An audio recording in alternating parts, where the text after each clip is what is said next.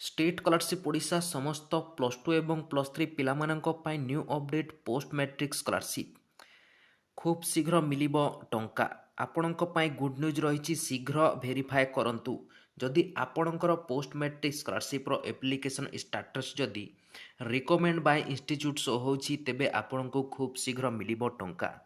तेबे कौन रही संपूर्ण अपडेट टी वीडियोटी को फास्ट टू लास्ट पर्यंत देखिले ही आपण जानि पारिबे।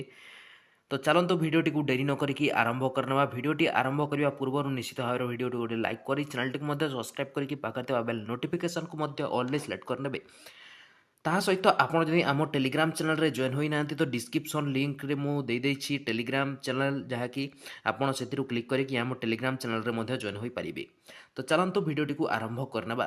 तेज देखो फ्रेंड्स आपड़ जदि +2 +3 छात्र छात्री अटंती तेबे आपण जदि पोस्ट मैट्रिक स्कॉलरशिप को आवेदन करछंती एवं व्यस्त अछंती केबे आमर वेरिफिकेशन हेबो एवं केबे आमर टंका आसीबो निश्चित भाव में आपण मानकु संपूर्ण डिटेल्स ए वीडियो माध्यम रे बुझेबी एवं आपण जानि पारिबे केउ सब स्टेटस टी शो होउछि एवं कोन कले आमर शीघ्र शीघ्र वेरिफिकेशन बा अप्रूव करि देबे जहाँकि आमर कॉलेज रे। तो चलतु ए पाखे आपको जन दूसरी। तो देखो फ्रेंड्स स्टेट स्कॉलरशिप ओडिशा तरफ जहाँकि पोस्ट मैट्रिक स्कॉलरशिप डेट टी एक्सटेंड कर दि जाए आप आवेदन करना तो निश्चित भाव में आप आवेदन करनी रहा आमर पेंडिंग एट इंस्टीट्यूट शो होची आम केमी रिकमेंड बाय इंस्टीट्यूट करवा कि वेरिफिकेशन केमी करवा निश्चित भाव में आप जाणिकी रखु यह रही आपण इंपोर्टाट डिटेल्स आम जो न्यूज़ टी मुझे प्रोवाइड करुँची यह हूँ आमर सत्यता जहाँकि आमर जहाँकि इंस्टीट्यूट रु वेरीफाए हेबो। तो देखो friends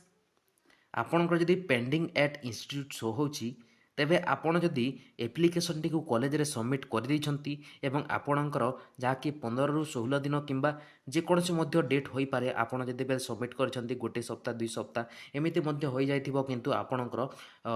recommend bye institute status T show हो नहीं कहीं ए पाखे देखूँ बहुत छात्र छात्री मैंने व्यस्त रहती जे आमर स्टाटस टी अप्रूव हो नहीं से आमर जल्दी पेमेंट आसब ना लेट्रे पेमेंट आसो बोलिकी से मैंने एमती भावी दिखती। तो देखो फ्रेंड्स आपन को मुझे जन दूसरी जे एमती किसी ना आपणकर जदि अप्रूव हो जाऊँगी तेरे आपण को जो डेट मध्य आप आवेदन करेंगे से काल्कुलेसन रे ही आपणकर पेमेंट आसब जहाँकि पेमेंट आसवा डेट मध्य रही थाए मु आपण मानकु जनइबी पेमेंट आसीबो जो टाइम रे पेमेंट आसीबो से टाइम रे मध्य वीडियो हमरो आसीबो तो से टाइम रे मु आपण मानकु जनइबी कि क्यों सब स्टेटस शो होई कि हमरो पेमेंट आसी एवं केबे पेमेंट आसीबो मु आपण मानकु निश्चित भाव में जनइबी। वर्तमान ए पाखरे आपण जानि नियंतु जदि आपणकर ए पाखरे आपण देखिबा को पाउथिबे पेंडिंग एट इंस्टीट्यूट केबे ए पाखरे हमें अप्लाई करथनु डेट तो आसु नाही किंतु ए पाखरे मु आपण मानकु जणै दउछि जहाँकि आमे ए पाखरे जहाँकि आमर नवेम्बर मिड आड़े कि जो लास्ट आड़े मुझे एप्लाय करी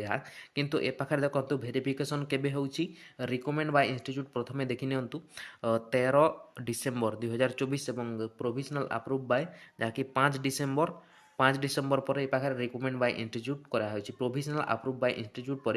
रिकमेंड बाय इंस्टीट्यूट कराई निश्चित भाव में आप जानीपारे। तो देखो फ्रेंड्स आपड़ एप्लिकेशन टी सबमिट कर इंस्टीट्यूट तेज आप वेट करूँ फ्रेंड्स कहीं आपणकर समस्त से पाखे वेरिफिकेशन कर सीरियली नंबर वाइज जदि आप प्रथम देते तो निश्चित भाव में आपंकर